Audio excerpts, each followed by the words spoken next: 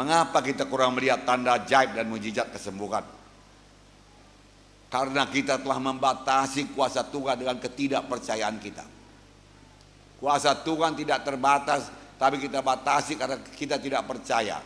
Mengapa kita tidak percaya? Karena kita memakai logika manusia, pikiran manusia. Bukan berarti pikiran kita tidak bisa kita pakai, saudaraku.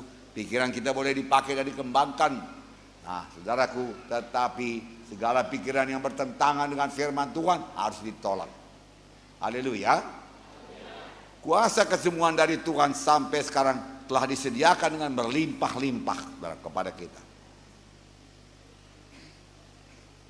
Sama sekali kuasa kesembuhan tersebut tidak berkurang dibandingkan dengan pada waktu Tuhan Yesus berada di dunia ini. Sama, bahkan sekarang lebih lagi. Kalau Tuhan Yesus berada di dunia ini dengan tubuhnya, dia hanya bisa berada di satu tempat. Tetapi sekarang ini firman Tuhan bisa berada di segala tempat. Amin, saudara. Tuhan merencanakan supaya setiap gereja menjadi pusat keselamatan jiwa-jiwa dan pusat kesembuhan jiwa-jiwa. Haleluya. Berarti jiwa-jiwa orang berdosa dengan kutuk dosa datang ke gereja pada hari Minggu, lalu dia berdamai dengan Tuhan dan menerima sebagai Tuhan dan Juru Selamatnya, maka dia pulang padaku dengan dosa yang sudah diampuni. Itu kehendak Tuhan. Karena dia sudah di sorga. Siapakah yang dipakai Tuhan sekarang sebagai alatnya? Hamba-hambanya. Sebelum Tuhan naik ke sorga, dia berkata kepada murid-muridnya, tunggulah di Yerusalem sampai kamu dilengkapi dengan kuasa dari Maha Tinggi. Tuhan mau melengkapi murid-muridnya dan kita semua dan gerejanya dengan kuasa dari Maha Tinggi. Dan Kisah 1 ayat 8 berkata, kamu akan beroleh kuasa apabila Roh Kudus turun kepada kamu. Kamu akan beroleh kuasa apabila Roh Kudus memenuhkan kamu, membaptiskan kamu. Beroleh kuasa. Kuasa untuk apa, saudaraku?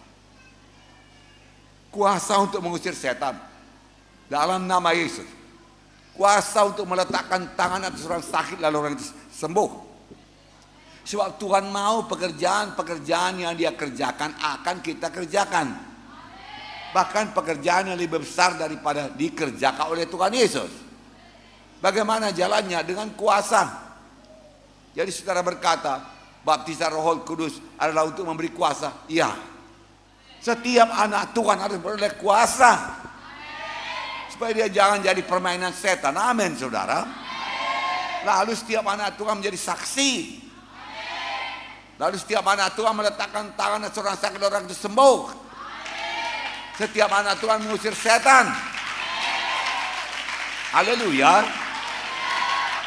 Adalah kehendak Tuhan untuk menyelamatkan saudara. Adalah kehendak Tuhan untuk menyembuhkan segala penyakit saudara. Adalah kehendak Tuhan kepada saudara untuk keluar dari kursi roda. Adalah kehendak Tuhan kepada saudara untuk melepaskan tongkat-tongkat penopang. Haleluya. Adalah kehendak Tuhan kepada saudara menyembuhkan darah tinggi, stroke, amin, penyakit ginjal, penyakit paru-paru, penyakit jantung, bahkan sampai kepada kanker tumor. Tidak ada yang mustahil kepada Tuhan. HIV, AIDS, saudaraku, yang katanya tidak bisa disembuhkan, yang perlu percaya. Yesus sudah menyediakan, saudaraku, kesembuhan berlimpah-limpah pada malam ini, keselamatan berlimpah-limpah pada malam ini. Saya percaya dia sudah hadir di sini, tapi janganlah seperti orang di Nazaret. Yesus adalah orang dari Nazaret. Pada suatu hari dia kembali ke Nazaret dengan membawa segudang tanda ajaib dan mujizat. Tapi firman Tuhan berkata, di Nazaret ia tidak dapat mengadakan satu mujizat pun di sana, kecuali menyembuhkan beberapa orang sakit yang meletakkan tangannya atas mereka. Ia merasa heran atas ketidakpercayaan mereka. Sudah sediakan mujizat, mujizat keberkatan, mujizat hidup baru, mujizat hidup yang berkuasa, disediakan Tuhan bagi orang Nazaret, kesembuhan. Tetapi orang Nazaret tidak percaya karena dia mengenal Yesus secara badani. Dia tidak mengenal siapa Yesus.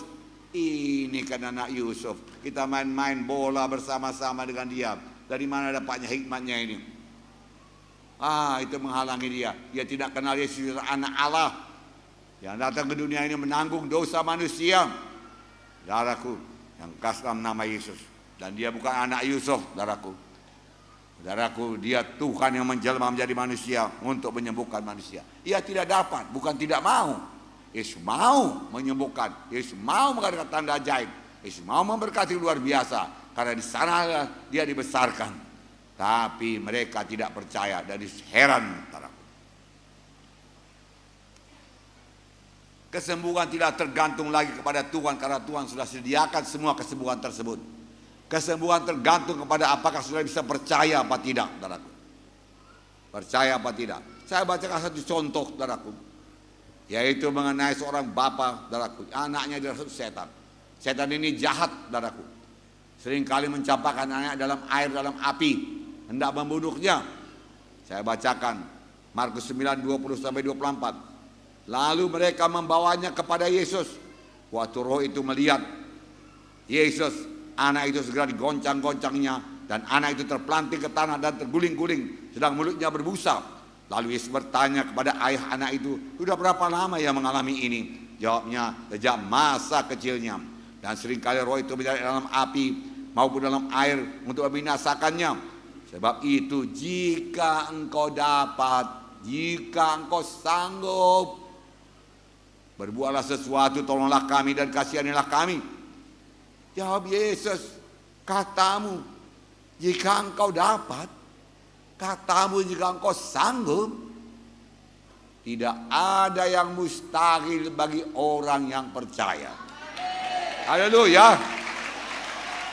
Tidak ada yang mustahil bagi orang yang percaya. Segala perkara bisa jadi orang yang percaya. Saudara mau bebas dari kemiskinan, itu kehendak Tuhan. Saudara mau hidup baru yang sukacita, itu kehendak Tuhan. Saudara mau rumah tangga saudara yang sudah renggang atau sudah pisah, saudaraku, disatukan Tuhan kembali, berdoalah kepada Tuhan, tiada yang mustahil. Anak saudara terlibat narkoba, Tuhan Yesus bisa bebaskan. Tidak ada yang mustahil bagi orang yang percaya. Bagi orang yang percaya. Saudaraku, yang dia bimbangkan ini lain pula. Kalau orang yang sakit kusta tadi, dia tidak bimbangkan kuasa Tuhan. Aku percaya kuasamu cukup Tuhan. Jika engkau mau, engkau sanggup menyembuhkan aku. Yang dia bimbangkan apakah Tuhan mau apa tidak. Tetapi, saudaraku, bapak anak ini, saudaraku, yang dia bimbangkan, kalau engkau dapat berbuat sesuatu, kalau engkau sanggup, sama kau pun tidak ada yang mustahil kalau engkau bisa percaya, Tuhan berkata. Lalu saudaraku, bapak anak itu berkata, tolonglah Tuhan aku yang tidak percaya ini. Tolonglah Tuhan aku tidak percaya ini. Yesus, pada waktu Yesus berdiri di depannya, dan Yesus menolong ketidakpercayaannya menjadi percaya. Lalu Tuhan Yesus menangking roh jahat itu. Luar, dia katakan. Roh jahat itu membanting anak itu. Orang berkata sudah mati, tapi Yesus membangkitkannya. Anak itu sembuh. Dari kecil kerasukan setan. Dari kecil mau dibunuh setan. Saudaraku, jangan dekat dengan setan.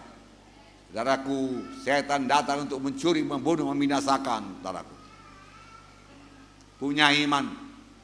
Firman Tuhan berkata, doa dengan iman akan menyembuhkan orang sakit itu. Kalau dia telah berbuat dosa, Tuhan akan mengampuni dosanya.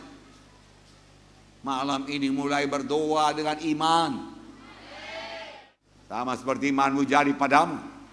Saudaraku yang kasih itu iman, saudaraku. Amin, saudara. Kalau saudara bimbang, bagaimana tanda-tanda bimbang?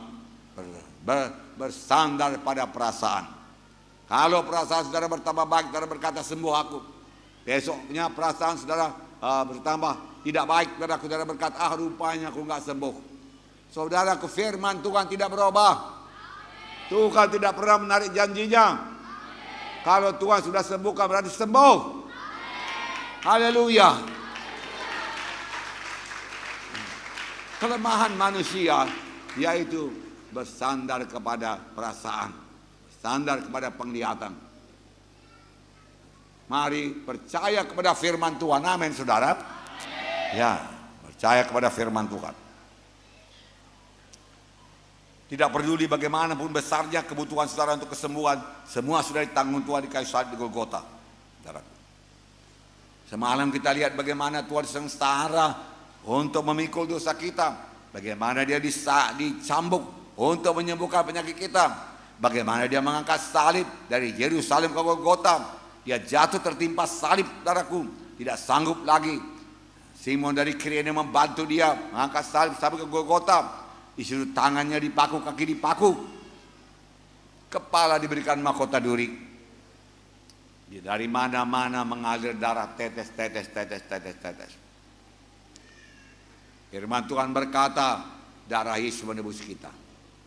Darah yang kudus menebus kita. Bukan kebenaran kita, bukan kejujuran kita, bukan pula sumbangan-sumbangan kita, bukan pula amal-amal kita. Semua itu sangat bagus dan berkenan kepada Tuhan, tetapi tidak sanggup menjadi jembatan sampai ke sorga. Yang bisa menjembatani jalan ke sorga hanyalah Tuhan Yesus. Kita terima dia sebagai Tuhan dan Juru Selamat kita. Kita terima darah yang mencucikan dosa kita. Karena perbuatan baik tidak menghilangkan dosa kita. Tuhan suka perbuatan baik dan Tuhan berkati perbuatan baik, saudaraku. Tapi dosa yang sudah kita berbuat tetap dosa. Hanya satu yang bisa mengampunkan dosa, yaitu Tuhan Yesus Kristus. Amin. Oleh sebab itu terima dia pada malam ini dalam hati saudara. Barang siapa memiliki Yesus, dia memiliki hidup yang kekal. Barang siapa tidak memiliki Yesus, dia tidak memiliki hidup yang kekal. Keselamatan terdapat dalam Yesus. Bukan dalam acara gereja, baptisan, sindir dan lain sebagainya. Tapi bagaimana hubungan pribadi saudara dengan Tuhan Yesus? Adakah saudara kenal Tuhan Yesus? Adakah saudara bisa bersekutu dengan dia? Semua acara gereja itu bagus. Saudaraku, tapi semua itu sebenarnya menunjuk kita supaya kita datang kepada Tuhan Yesus dan menerima dia masuk dalam hati kita, menjadi Tuhan dan Juru Selamat. Nah, saudaraku yang kasih dalam nama Yesus, percayai firman Tuhan, ucapkan firman Tuhan, pegang janji Tuhan, ucapkan selalu berulang-ulang. Katakan segala perkara bisa jadi bagi saya yang percaya. Kalau saudara belum percaya, sebagai bapak anak yang anaknya kerasukan itu, berkatalah, Tuhan tolonglah aku yang tidak percaya ini. Sebab percaya itu pun anugerah Tuhan Yesus. Tuhan memberikan kepada yang percaya dan anaknya sembuh. Haleluya, saudaraku.